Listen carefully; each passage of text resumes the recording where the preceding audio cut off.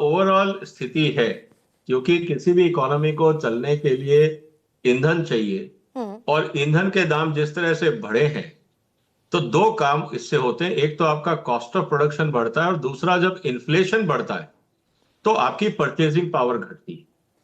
दोनों ही स्थिति में सीधा असर इसका जीडीपी पे आता है, जो हमें आरबीआई के स्टेटमेंट में देखने को मिल रहा है।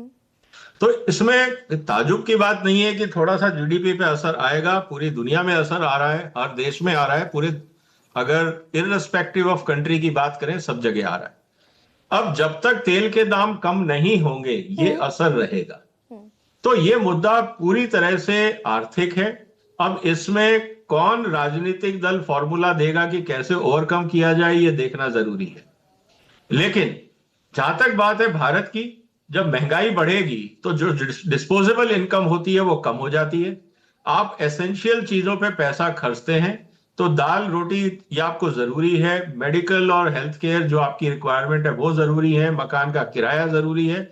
लेकिन ईटिंग आउट कम हो जाएगा, टीवी फ्रिज खरीदना कम हो जाएगा, बाकी जो घूमना मस्ती है वो कम हो जाएगी। तो उससे जो उन क्षेत्रों में उद्योग धंधे हैं उनकी डिमांड कम होगी, तो असर दिखेगा। और उन क्षेत्रों में जो एम्प्लॉयमेंट है उस पर भी स्ट्रेस दिखेगा। तो ये एक वास्तविकता है जिसको हमें मानना चाहिए। और सर, जितना अर्थव्यवस्था में टर्बुलेंस दिखेगा या अर्थव्यवस्था शेकन अप दिखेगी, डाउनफॉल होता हुआ दिखेगा, उतना वो जो डॉलर जिसको बचाने की सारी कवायद है वो भी तो सब बाहर ले जाते हुए दिखाई देंगे ना। ये भी होगा क्या?